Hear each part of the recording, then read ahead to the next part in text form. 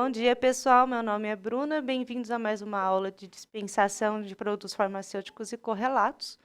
Hoje nós vamos falar de embalagens secundárias, primárias, tipos de tarjas e tipos de receitas.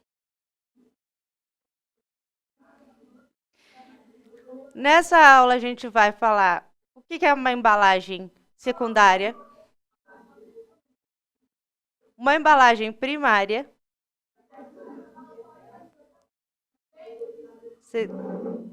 Tá ok aí? Oi?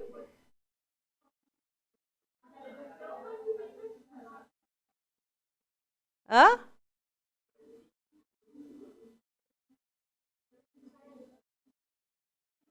Alguém perguntou alguma coisa? Eu não entendi. Tá. A gente vai falar das importâncias dessas embalagens. A gente vai falar o que são as tarjas, por que elas existem e o que elas significam e os tipos de receitas que a gente tem. A gente vai começar, curiosamente, pela embalagem secundária. Porque é a embalagem externa do medicamento, a caixinha que ele vem. Normalmente ele vem numa caixa.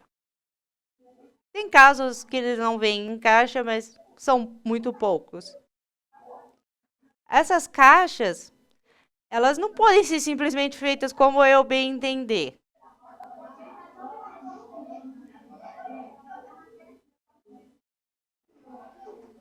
Essas caixas, elas têm que ter um padrão, certo? Imagina, eu quero fazer uma caixa, porque eu adoro roxo, vocês já devem ter visto. Eu coloco roxo em tudo. Ah, eu quero fazer uma caixa roxa, entendeu? Com um monte de coisa e estrela e... Vocês veem do jeito que eu sou. Imagina uma caixa eu criando.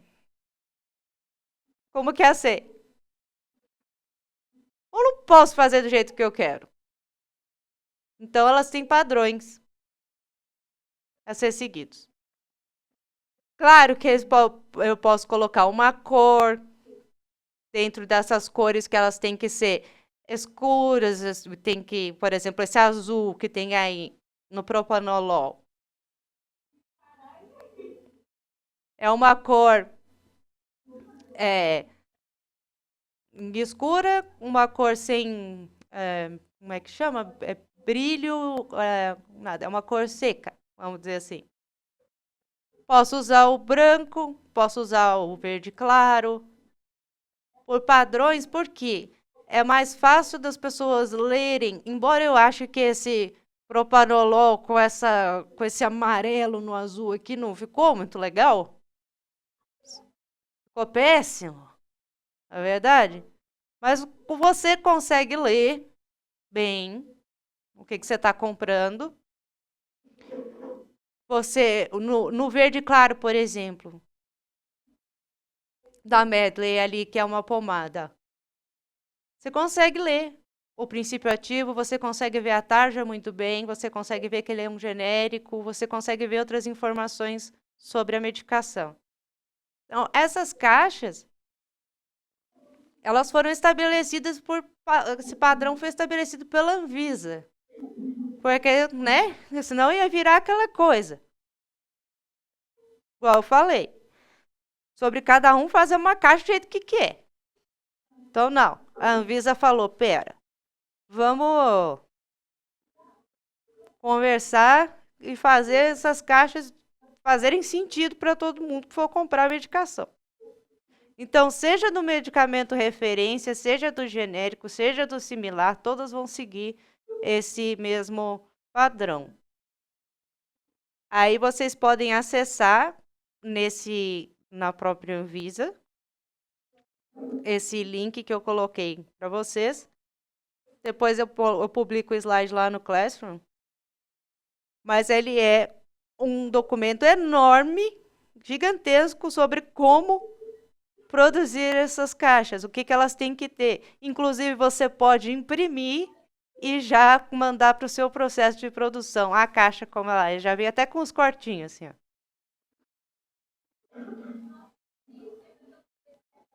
É para a pessoa fazer direito, pelo amor de Deus.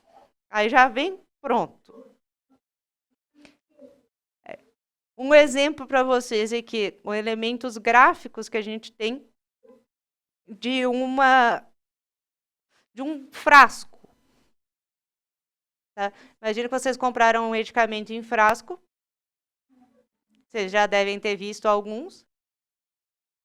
Aí ele vai vir com esse rótulo em volta dele, né?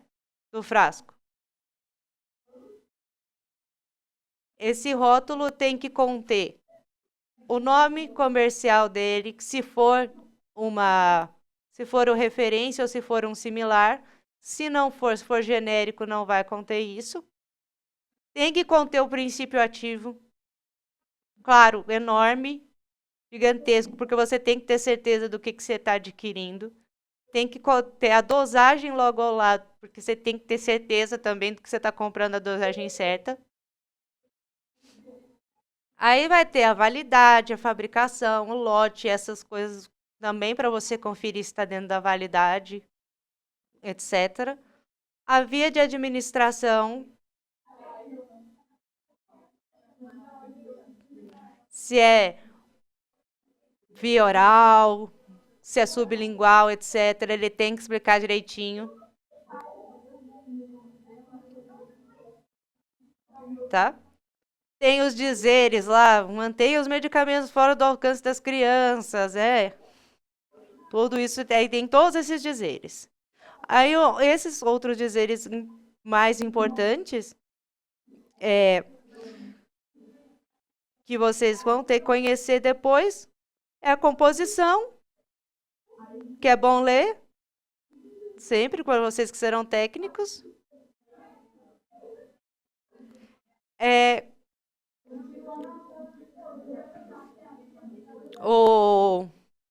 Vocês encontram também lá a licença dele do Ministério da Saúde, que a gente viu na bula, lá que começa com 1. E todos esses outros detalhes, vocês depois procurem e vejam, porque como técnicos e como vocês vão trabalhar em farmácia de manipulação, algo do tipo, vocês têm que conhecer bem. Mas todas vão seguir um padrão bem parecido. Aqui é um exemplo para um blister. Sabe quando você compra um blister de Dorflex na farmácia? Solto. Então, aí tem que ter lá, o exemplo dele é esse. Tem que ter o princípio ativo, a quantidade de miligramas, o nome lá vem Dorflex. Aí tem que ter a validade, tem que ter tudo isso. Tá, mas esse é o exemplo da etiqueta da Anvisa. Aqui para uma bisnaga, para uma pomada. Como que você vai colocar as mesmas coisas? Princípio ativo, etc e tal. Esses exemplos que eu estou mostrando aqui para vocês agora é só para vocês verem que cada forma, né, pequeno detalhe no mercado vai seguir esse mesmo padrão, assim como a caixa. Nossa, como ficou verde. É verde escuro, mas fica um verde assim, limão na tela.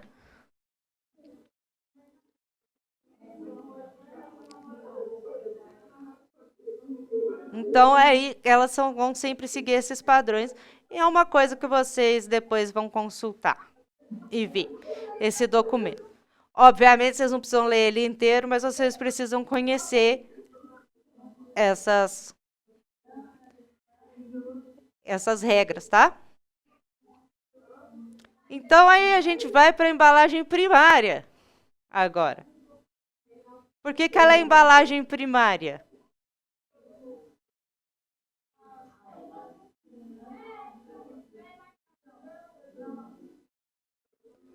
A embalagem primária, ela é primária porque ela condiciona o medicamento. É ela que condiciona a coisa mais importante que você tem. Então, o primário. Aquilo tem que ser totalmente de acordo para condicionar o medicamento.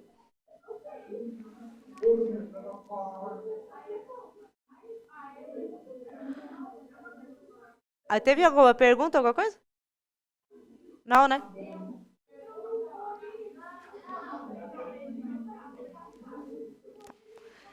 Elas também têm padrões. Quando você vai comprá-la, geralmente você pode ver a diferença, né? Entre, por exemplo, essa aqui é toda metálica, que ela vai tampar a medicação porque não pode receber luz. Beleza? Vocês já compraram, então alguns vocês vão encontrar assim. Outros vocês vão encontrar com o blister sem. O medicamento não tem tanto problema assim em contato com a luz, então o blister está mostrando o medicamento, igual esse rosa da foto. Assim como a, a cápsula. A cápsula também, ela é uma. Como a forma dela, ela já é como a gente pode dizer, ela já é protetiva por si só, porque ela não tem, as cores dela são feitas para proteger o medicamento, né?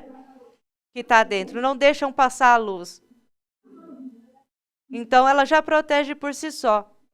Embora alguns medicamentos de cápsula venham dentro, ainda com a proteção do metal externa.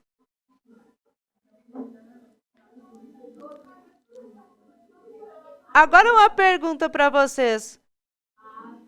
Por que existem medicamentos assim coloridos?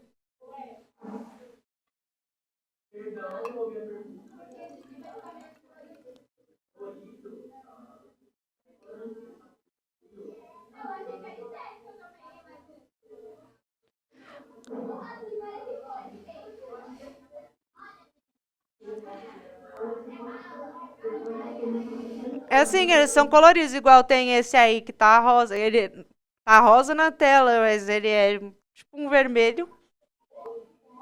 Um é verde, aí tem amarelo, aí tem azul. A resposta é bem simples, tá?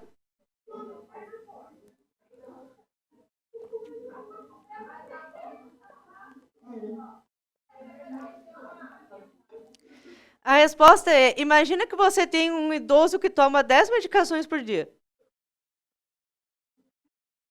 A coloração delas é feita para ele identificar qual medicamento que é. É para as pessoas assim que têm maior dificuldade ou que tomam muitos medicamentos. Imagina que se todos fossem brancos, do mesmo tamanho, aí a pessoa fala: tomei ou não tomei? Isso acontece comigo que tomo 3, imagina. Com a pessoa que toma 10 por dia. Eu falo: ixi, meu Deus, eu tomei ou não tomei? Esqueci, melhor nem tomar.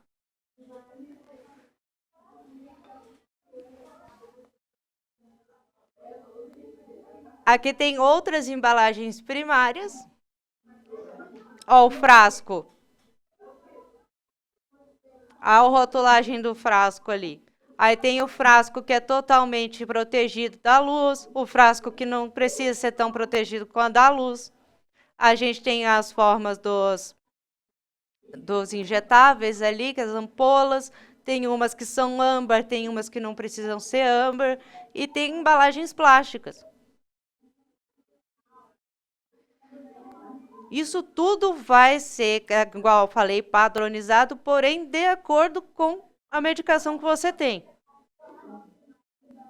Existe o padrão da ampola, mas ela precisa ser âmbar, então é a âmbar que você vai adquirir. Ela pode ser a outra, então é a outra que vai adquirir. O frasco tem o padrão. Ele precisa ser escuro.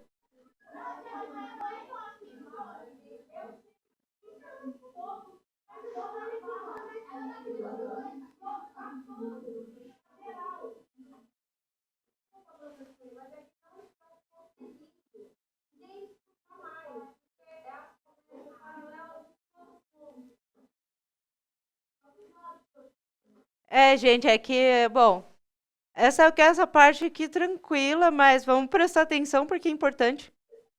Principalmente para vocês que vão mexer com as medicações manipuladas ou não. Isso é uma coisa que vocês têm que saber onde vocês vão colocar o que vocês produzirem. Como vocês vão deixar suas moléculas felizes e estáveis.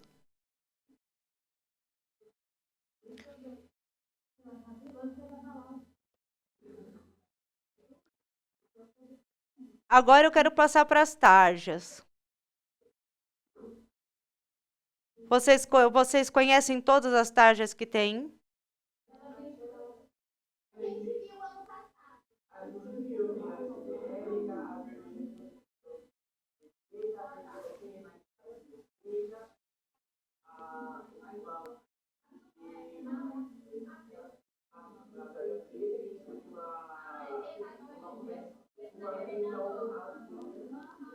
É, eu vou retomar com vocês então, porque eu não tinha conhecimento que vocês já tinham estudado as tarjas. Mas, e receitas, vocês estudaram todas? Não, os tipos das receitas. Vocês fizeram um trabalho sobre? Eu não tenho acesso. Eu tentei acessar o trabalho de vocês, eu não consigo.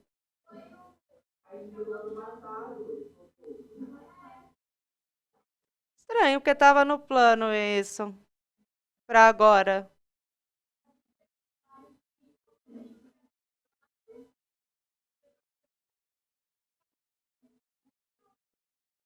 É, porque estava no plano desse trimestre para vocês. Isso. Mas eu vou falar aqui com vocês sobre elas. É bom que vocês não vão ter muita dúvida, vocês podem perguntar se vocês quiserem coisas mais avançadas, enfim. Os medicamentos sem tarja, que são bem raros, eles são isentos de prescrição médica. A grande maioria dos medicamentos, eles têm a tarja vermelha, por mais simples que eles sejam, porque eles podem causar algum efeito indesejado, existe algum tipo de insegurança para o paciente. Exemplo, a dipirona tem a tarja vermelha, aí você fala, ah, mas por quê? Né, eu compro ela sem receita e tudo mais.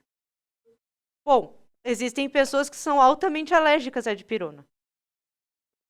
E aí, eu inclusive já vi pessoas falecerem por causa de alergia de medicação. É. Eu tive uma colega que faleceu por causa da benzetacil.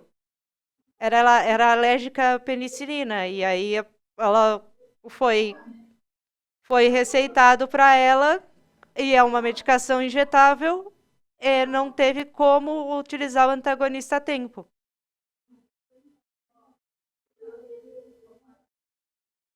Então é uma coisa assim, oferece risco, é perigoso, sabe? Principalmente nessas questões de alergia. A maioria deles, desses medicamentos simples de tarja vermelha, como a dipirona e tal, vão causar esse problema que é grave, a alergia, mas em grande maioria dos casos ela pode causar um ou outro efeito adverso leve, né? Aí, aqui eu tenho exemplos para vocês de medicamentos de tarja vermelha que são vendidos com e sem retenção de receita, né? Eu coloquei o oxalato de estalopram, que é um antidepressivo ISRS, vocês sabem o que é isso? É um inibidor seletivo da recaptação de serotonina. Isso a gente vai conversar na farmacologia quando a gente estiver vendo a farmacodinâmica. Ele é tarja vermelha, oferece algum risco para o paciente, ele é um antidepressivo. Mas a maioria dos antidepressivos que a gente tem no mercado hoje, ou a maioria desses medicamentos que são inibidores do sistema nervoso central ou psicoativos, etc., esses são bem mais seguros do que eles já foram, tá? Então, os efeitos colaterais, efeitos adversos mais preocupantes nesses casos são sempre a alergia à medicação ou ele dá alguma psicoatividade, no seu exemplo, alucinações ou muita sonolência, coisa assim que a pessoa acaba não podendo usar. Tem até questões da pessoa não conseguir enxergar direito por causa deles, etc.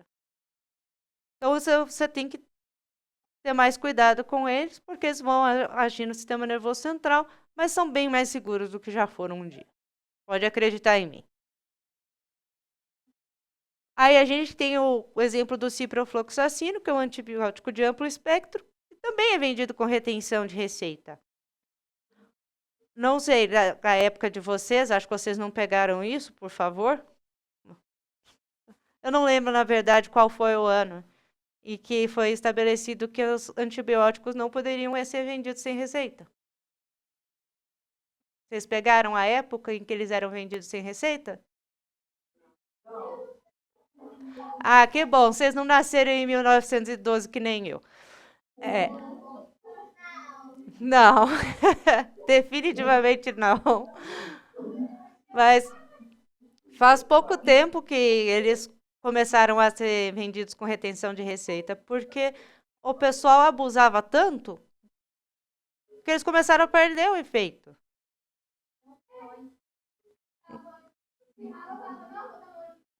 As bactérias começaram a ficar resistentes, então eles falaram, o único jeito vai ser a gente, porque eles ainda fazem efeito, né? Então vai ser a gente tentar segurar o máximo possível para eles continuarem fazendo. Então aí eles colocaram a retenção da receita agora. Antigamente você ia lá na farmácia e falava, me passa aí 3 caixas de amoxicilina. Era desse jeito. Aí outro exemplo que eu coloquei para vocês, que também é um tarja vermelha, é o pantoprazol sódico sesc hidratado. Que ele é um inibidor da BP. Você sabe o que é BP?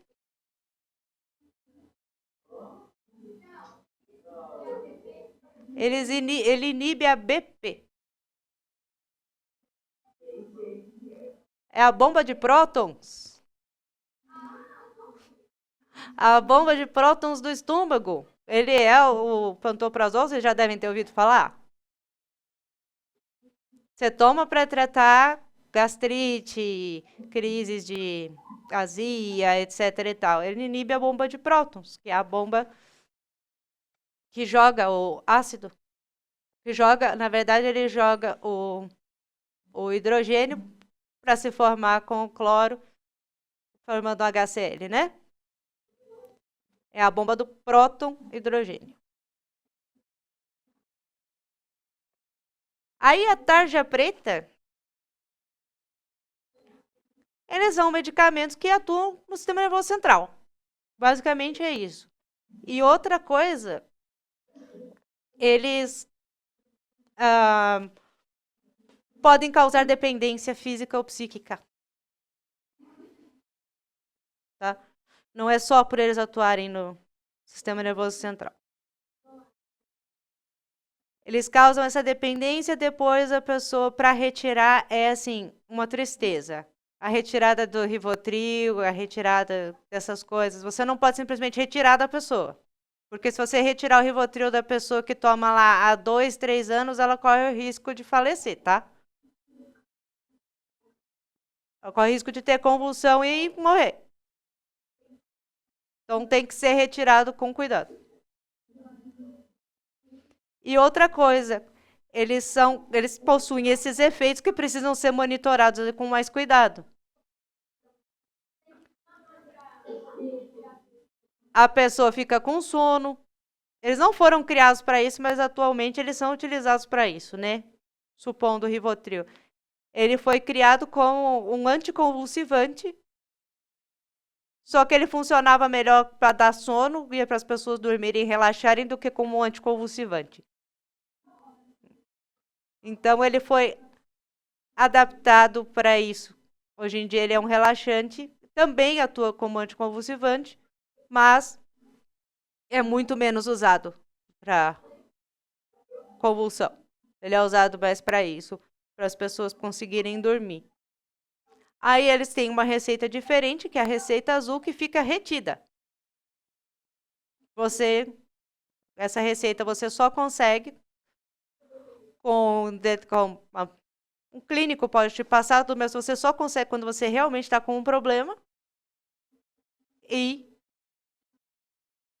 ela vai ficar para sempre retida. A outra é a tarja amarela, que é a tarja que aparece nos genéricos. Ela vem só como identificação do medicamento genérico. Ela vem com a tarja real do medicamento, quer dizer, o que ele representa, né, que é a tarja vermelha, vem embaixo. E a tarja amarela é para poder diferenciar que ele é um genérico. Que os genéricos só existem no Brasil. Não sei se vocês sabem disso, mas é uma lei brasileira e ela só existe aqui. Estava falando que existem receitas brancas, né, que são as receitas mais comuns que a gente recebe dos médicos. A receita, mesmo para medicamentos que têm retenção, antidepressivos, eles vêm em receita branca. Medicamentos que não têm, que são isentos de prescrição, também muitas vezes vêm com uma receita que é para orientar o paciente. É para ele saber o que comprar, a dose que ele quer comprar e orientar como ele vai tomar. A receita serve para isso também. Vocês já devem ter recebido uma receita assim. Ou visto alguém receber uma receita assim. E para os antibióticos, igual eu falei, também é uma receita branca, comum, só que fica retida lá. Ela também vem, todas as receitas têm que vir com a medicação que você tem que comprar, a dosagem e a forma de uso. E elas não podem ter rasura, de jeito nenhum. Além de ter a assinatura do médico, carimbo do médico e tudo mais. Porque isso é orientação mesmo. Você, como profissional da farmácia, tem a obrigação de orientar o paciente também. Se ele vier com dúvidas, você vai saber como orientar ele. E às vezes com base na receita. E às vezes você vai ver que a receita tem umas coisas também assim, ultra bizarras, em questão de dose e tudo mais, e que foram dadas muito próximas uma da outra, etc. E às vezes vocês podem até orientar o paciente a tomar num horário de espaçar um pouco o horário, etc. e tal. Isso vai depender da condição que vocês se encontrarem e onde vocês estiverem trabalhando. Normalmente a gente não questiona receita médica em drogaria. É mais na farmácia hospitalar que isso acontece. Na farmácia hospitalar o pessoal vive brigando. É assim, mas não pode ser essa dose, mas não pode ser assim, não pode ser assado e aquela coisa. A farmácia hospitalar é assim, porque você tem que correr com um monte de paciente. Aí, às vezes, tem receituário que vai para paciente errado, tem receituário que está incompleto, tem receituário que o farmacêutico identifica e fala, meu Deus, isso você não pode tomar, dá interação, você vai matar o paciente. Claro que não chega a tanto, mas só para enfatizar isso. Na farmácia hospitalar acontece mais questionamentos de receita entre o farmacêutico e o médico. Eu já trabalhei em uma farmácia hospitalar e como técnica, inclusive. Então, eu não me metia nesses assuntos, mas a farmacêutica ficava lá o tempo inteiro. E eu, como sempre gostei, ficava pensando na minha, meu Deus, quem faz essas coisas, quem receita esse tipo de trem. Mas, enfim.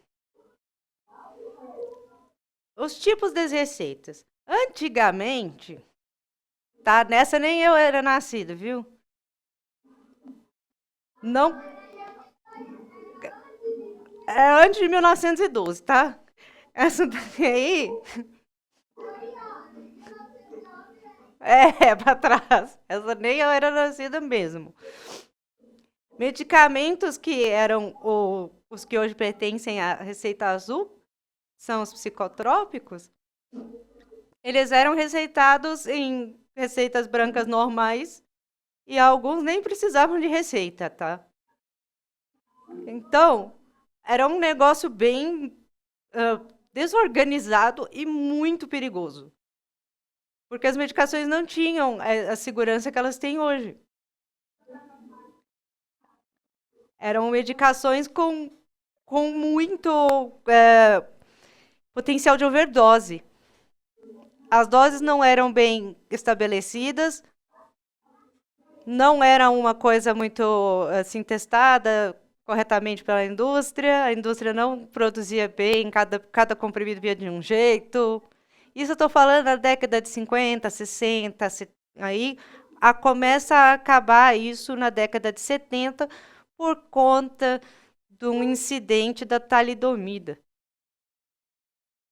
Que um dia eu conto para vocês, porque ele não tem a ver com receita, mas ele tem a ver com a questão da medicação sem prescrição, que não foi corretamente testada, não seguiu os protocolos que a gente tem hoje e causou um desastre. Era um medicamento contra enjoo. E eles utilizavam em grávidas, porque ele funcionava muito bem para as grávidas.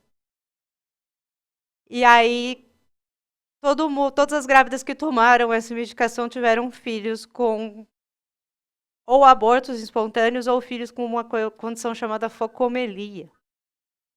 Elas vinham sem os braços mal formados, as pernas mal formadas. Então, assim, tiveram 50 mil pessoas afetadas por causa da talidomida. E aí depois foram estabelecidas essas coisas rígidas sobre dose e testes e tudo que tem que ser feito, que leva hoje 10 anos para terminar. Tá?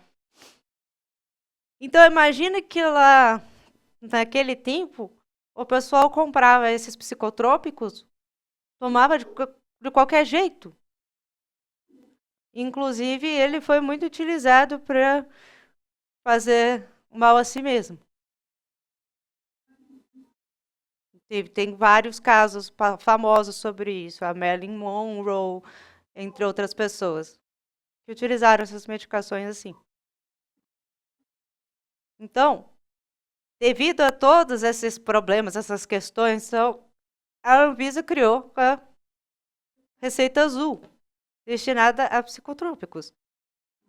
Para as pessoas não poderem ficar comprando caixas e caixas, como querem, do jeito que querem, e não abusarem da medicação. Elas só vão conseguir abusar da medicação se o médico fornecer receitas para elas. O que, aliás, me lembra um outro caso que é incrível. Mas eu não sei se vocês já ouviram falar do porquê hoje os Estados Unidos têm a maior epidemia de viciados em opioides e heroína no mundo. Vocês já ouviram falar disso? Mas foi um caso assim. Se der no fim da aula, eu conto para vocês. Tem até documentário, tem série na Netflix que trata sobre o assunto. Tá? Isso foi por conta de prescrição médica. E aí a gente chegou onde a gente chegou hoje. Com os viciados em ópio e heroína naquela quantidade absurda que a gente tem nos Estados Unidos. Tá? Uma outra receita que foi criada é a receita amarela. Vocês conhecem ela?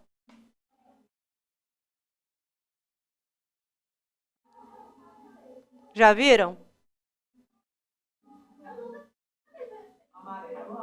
É. Não conhecem a receita amarela? Mas assim, não é muito normal vocês conhecerem mesmo, porque ela foi criada para anestésicos fortes, analgésicos fortes e anfetaminas. Então, antigamente, vocês lembram da sibutramina? Que o pessoal tomava a anfetamina para emagrecer?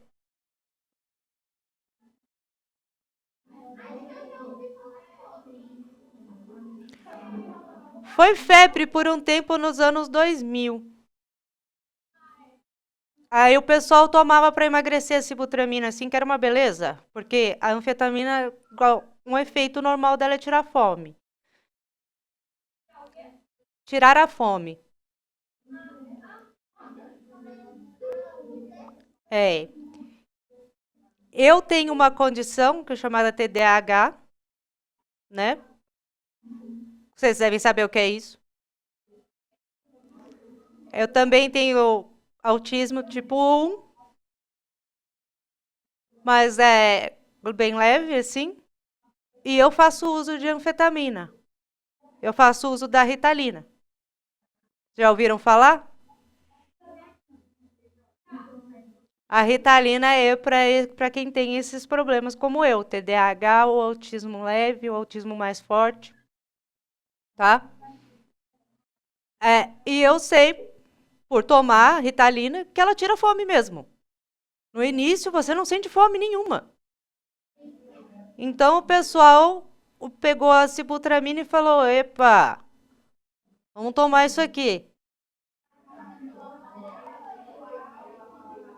Só que vamos tomar isso aqui como? Tomaram daquele jeito, né?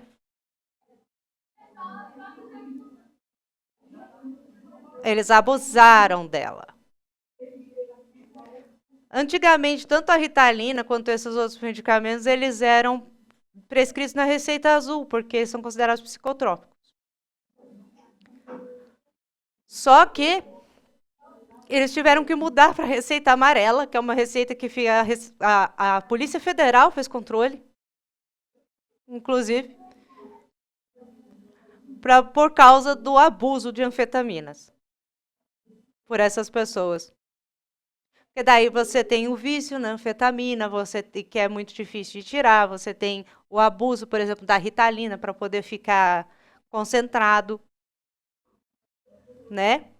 Muita gente que vai prestar concurso, essas coisas, usa a Ritalina de forma errada e usa em grandes quantidades para poder ficar mais concentrado ainda. Então, eles tiveram que mover ela para essa receita amarela. Outra coisa são os opioides fortes, como a oxicodona, que causou esse problema lá nos Estados Unidos. Tá? Que é um opioide super forte. Você não consegue comprar ele assim. Aliás, pouquíssimos lugares sequer vendem.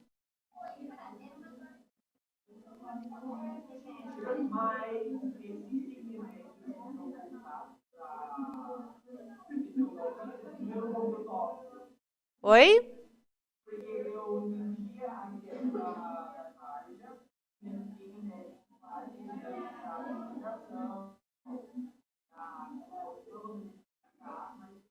Eu não entendi a pergunta por causa do barulho.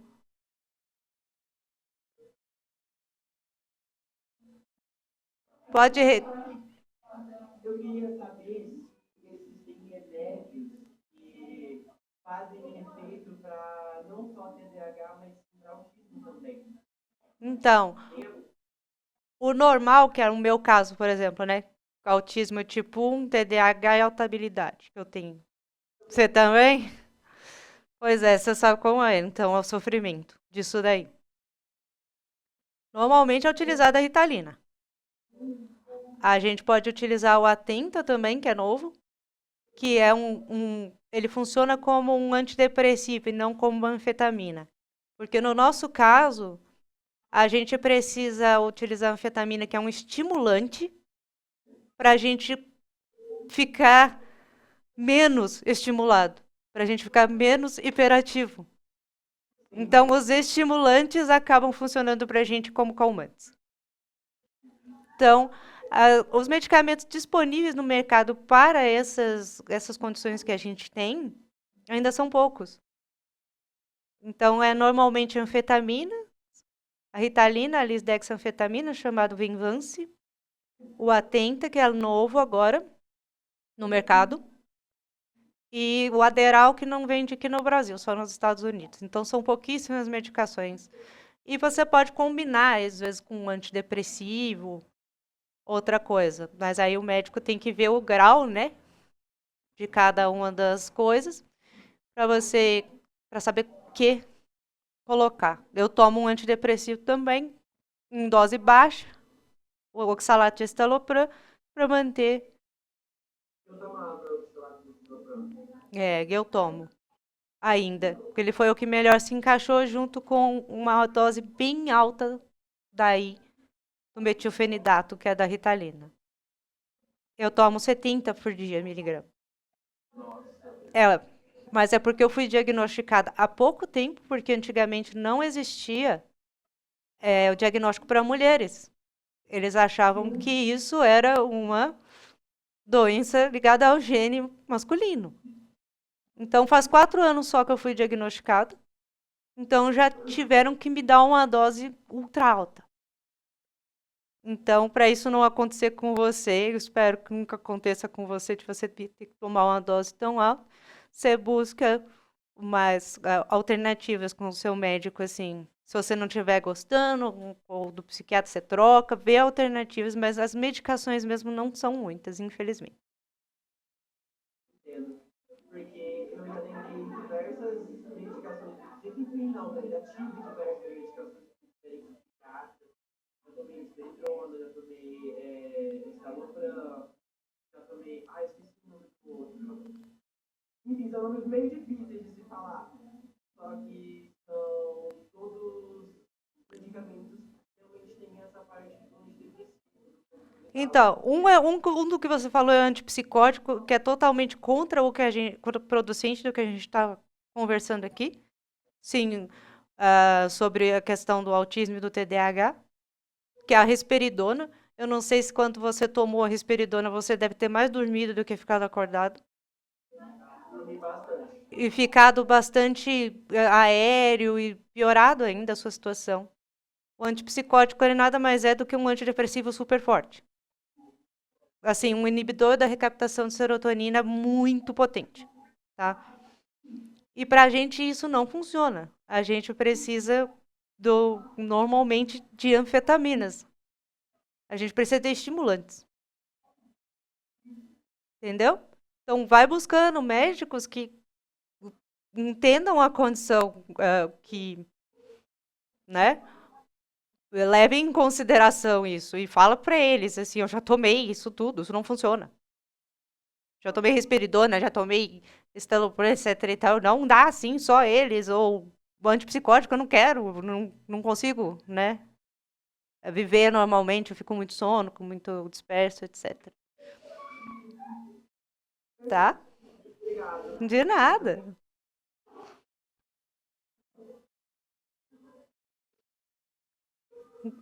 Então, gente, voltando a isso, a receita amarela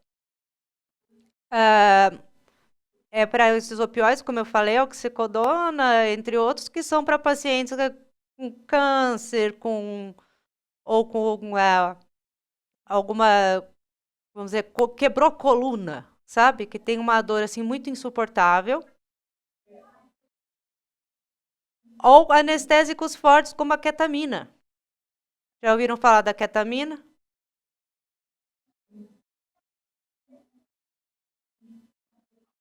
A ketamina, o pessoal conhece ela mais como uma droga de recreação, o que eu acho um absurdo, tá? Porque é um anestésico e um anestésico que foi desenvolvido primeiro para animais de grande porte, tipo cavalos.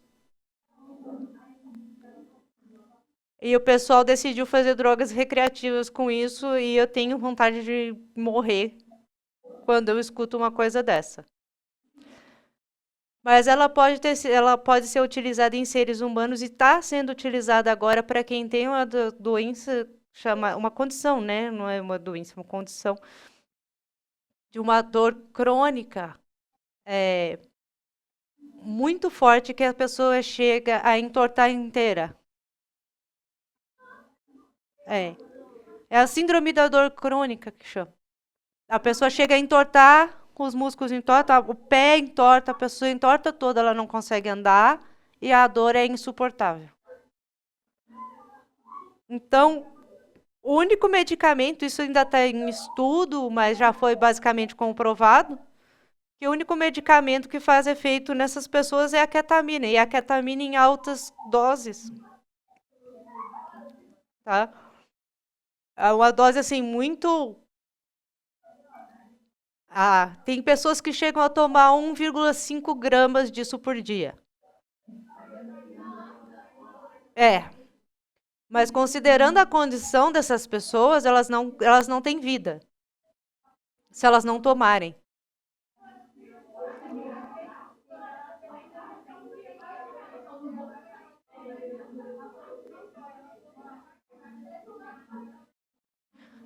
Esse é aquele momento que você tem que pesar, sabe? O quanto você vai dar para o paciente e por que você está dando isso para o paciente. Esse momento você pesa o quanto você está dando para o paciente, por que você está dando isso para o paciente. E você vê, poxa, mas o meu paciente ele não consegue viver, sabe? Sem essa medicação. Ele não tem qualidade de vida nenhuma, ele só sente dor. Eu tenho alguma coisa aqui que faz um efeito que diminui essa dor, que deixa ele se sentir mais confortável e ele conseguir fazer coisas na vida. Então, é essa hora que você mede, né? Você vai dar a vida para o paciente, você vai melhorar a condição dele, a qualidade de vida dele, ou você vai pensar que é 1,5 grama de ketamina e você não vai dar para o paciente. Então, são questões que elas vão além, né, da técnica, do que a gente aprende. A área de saúde, essa área toda de saúde, ela depende de idiosincrasias, que se chama. Que é o que cada paciente, cada um apresenta, como cada um reage, o que é bom, o que é ruim. Você tem que considerar milhares de coisas. A gente aprende a teoria, a gente aprende tudo isso para a gente poder fazer as melhores escolhas possíveis. E às vezes a gente tem que escolher por questões assim. Escolher pelo paciente, pela qualidade de vida do paciente.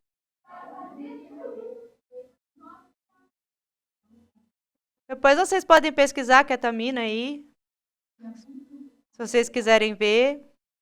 Essa síndrome da dor crônica, existe um teste que é feito, né, no México, que você induz o coma por ketamina nas pessoas que têm essa doença, essa condição, usando 5 gramas de ketamina. Induz o coma, a pessoa fica por 1 semana em coma, com a intenção de dar um restart no cérebro.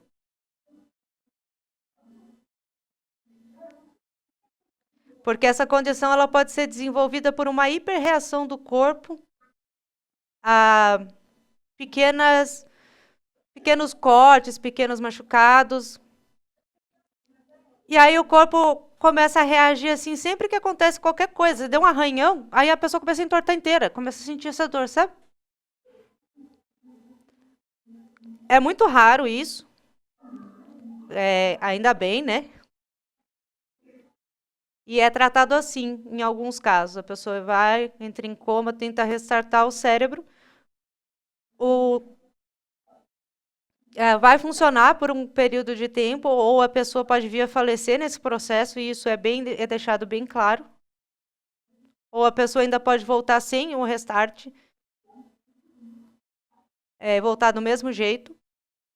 Mas na maioria dos casos no México tem apresentado melhora nos pacientes. Só que depois eles têm que voltar a tomar a ketamina via oral, às vezes via injetável e em doses maiores, em doses assim, cavalares. Oi?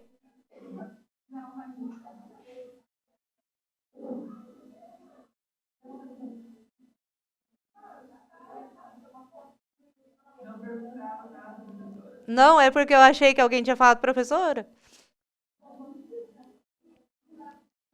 Então, o que eu ia pedir para vocês fazerem era categorizar essas receitas, porque a categoria da azul é B1, a categoria da amarela é A. Vocês olharem o que é isso, como isso é controlado pela Anvisa e pela Polícia Federal, tá? E fazerem considerações de como esses medicamentos que eu falei para vocês devem ser receitados e como preencher essas receitas.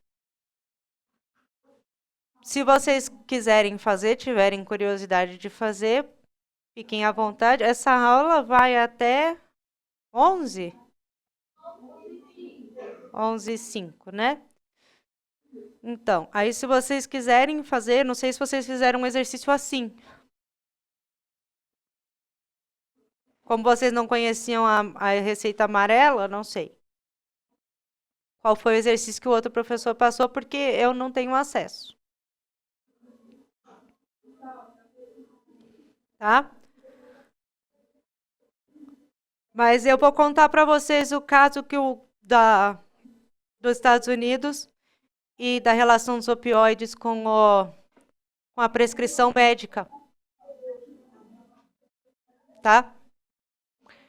O caso é o seguinte. Uma farmacêutica chamada Purdue Pharma, descobriu um opioide que, segundo eles, tá, era mais eficiente, eficaz, mais potente, mais tudo, e não viciava. Tá. Qualquer pessoa que pode estudar na nossa área, qualquer pessoa da saúde, às vezes até pessoas que não são da saúde, sabem que opioides viciam.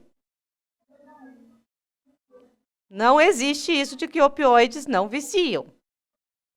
Mas a Purdue falou que não viciava, tá? E começou a vender essa ideia para os médicos, igual vocês veem aí, às vezes, os distribuidores de medicamentos. Eles vão levando para os médicos, vão levando amostra grátis, até receita e tudo mais, e eles começaram a fazer isso. Esse medicamento ganhou o nome de Oxycontin. Só que ele não tinha uma dose assim de 5, de 10, não. Ele começava com a dose, acho que era de 10, aí ele ia para a dose de 30, aí ele ia para a dose de 50, aí depois inventaram a dose de 100.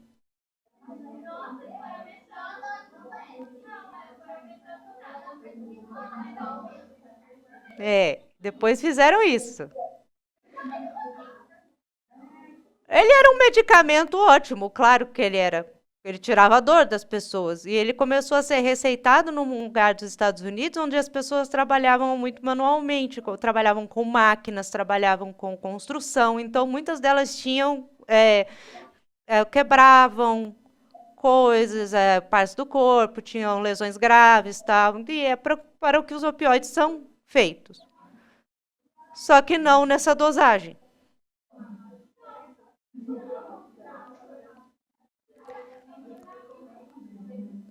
E o que a Purdue vai e faz? Quando ela vê que o pessoal está tomando o Oxycontin e ela consegue que o FDA, que é a Anvisa deles, né, aprove isso, começa a passar até na TV. Tome o Oxycontin, ele resolve a sua vida. E não é brincadeira. Se vocês forem ver o documentário, chama Prescrição Fatal 1. E a série em si eu não lembro o nome, mas eles fizeram baseado no Prescrição Fatal, que foi um farmacêutico que descobriu. Tá? Aí o governo libera isso, a Purdue Pharma fica toda feliz, ela começa a falar com seus vendedores assim, quanto mais vocês venderem as doses mais altas do nosso medicamento, mais vocês vão ganhar. E eles não ganhavam pouco, eles estavam ficando milionários. Então eles faziam tudo possível para convencer os médicos a receitarem as doses de 50 e 100. E os médicos estavam ficando ainda mais milionários, porque a Purdue pagava melhor ainda para eles. E os pacientes que estavam tomando com suas prescrições normais, eles já estavam ficando altamente viciados, porque uma dose de 50 tomada por um mês, você já começa a ficar viciado. Eu estou por super feliz. Meu Deus, se você vê o documentário, se você vê a série, é bem realista aquilo. Eles fazem festas e festas, tá? Comemorando o Oxycontin, a oxicodona. E o dinheiro que eles estão ganhando com isso. E aí, então, vem o grande problema. As pessoas, eles vendiam, inclusive, receita, tá? O médico, por exemplo, existiam médicos pediatras que estavam atendendo adultos, as pessoas chegavam lá, pagavam $200 por uma receita do Oxycontin. Porque elas já estavam viciadas. Tá? E um farmacêutico que dispensava a medicação, ele começou a perceber que tinha 50, 100 prescrições da mesma médica para vários pacientes, por razões diferentes, com doses diferentes dessa medicação em doses muito altas. Aí ele fez um trabalho investigativo enorme, que eu não vou contar para vocês tudo. E ele consegue chegar nesse esquema todo que eu contei para vocês. De compra de receita, de compra do próprio, de tráfico do medicamento, etc e tal. Aí a Purdue, os próprios funcionários da Purdue Pharma eram viciados, tá?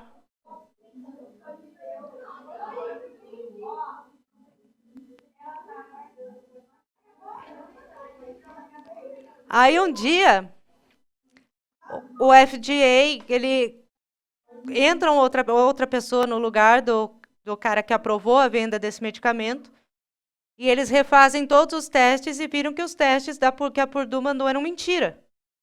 Que ela alterou os testes. E que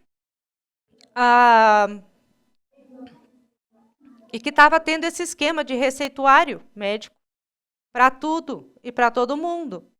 Para qualquer coisa, para dor de cabeça. E os médicos estavam receitando assim. E era uma receita branca. Tá? E aí o FDA entra contra isso. Entra contra a Purdue Pharma. O Estado entra contra a Purdue Pharma. E daí eles têm que parar de vender desse jeito a medicação, eles têm que parar de produzir desse jeito a medicação, tal. E pum, tá. Eles têm lá mais ou menos 50 mil viciados nessa medicação e eles de repente tiram. O que você acha que acontece com um viciado na medicação? Que ele não se viciou porque ele quis, ele foi um médico, o médico receitou, estava tudo certo, entre aspas, né? Porque não estava uma dosagem dessa, mas ele fez todo o passo, tá? Certinho. Aí, de repente, tiraram dele. O que aconteceu com a grande maioria dessas pessoas hoje, que elas são, inclusive, consideradas párias da sociedade lá nos Estados Unidos?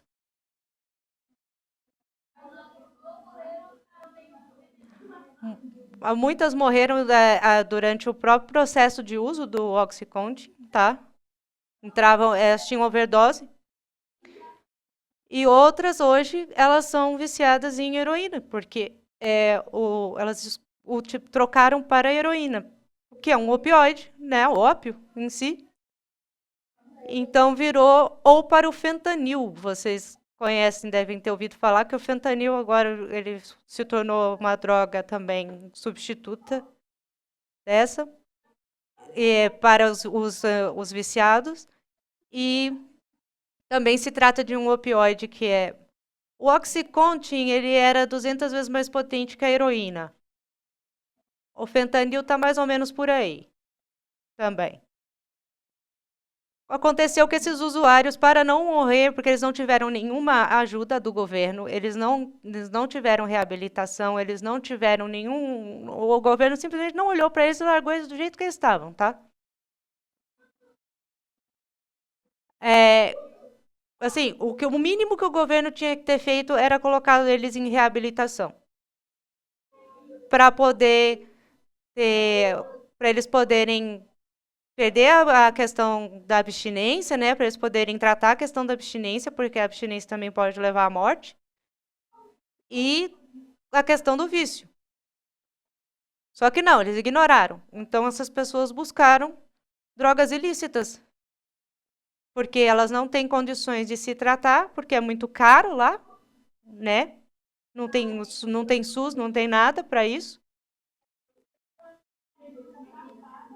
E o governo simplesmente largou eles e fala assim: vocês são os viciados aí, eu não quero ver vocês. A única coisa que eles têm é quando eles tomam alguma medicação ou alguma coisa assim, tipo fentanil, ou utilizam heroína, entram em overdose. Existe a naxolona, que é o antagonista disso, e direto e reto também tem um documentário Netflix chamado Heroínas, tá? São as mulheres que trabalham com essas pessoas viciadas. Elas são bombeiras, elas são enfermeiras, elas são tudo, e elas falam assim, são 50 casos por dia de overdose, que elas têm que ir lá aplicar naxolona e tal. E isso começou com a brincadeira de prescrição, para ganhar dinheiro, tanto a Purdue quanto os médicos que prescreveram.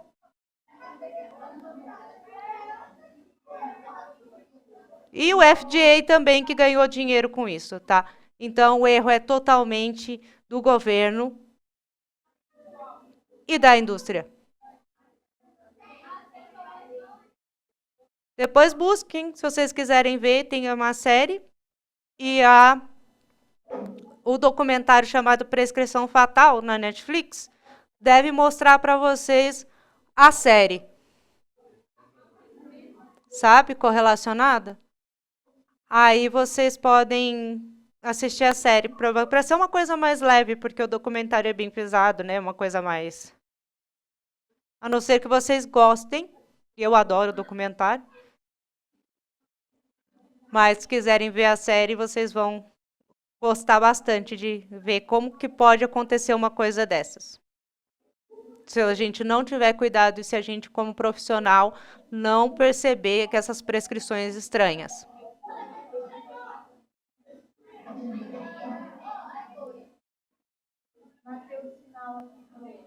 Consegui terminar no horário.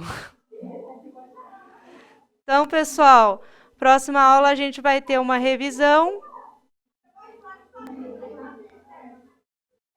E aí a prova. A prova vai valer 5 pontos.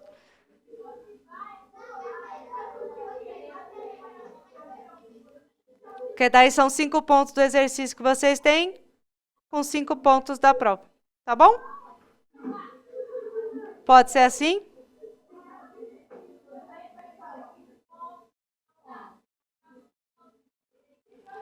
Semana que vem a gente se vê numa revisão. E depois, na outra aula, a prova. Ok? Então, pessoal, um beijo para vocês. Bom feriado. Tchau, meus lindos. Até semana que vem.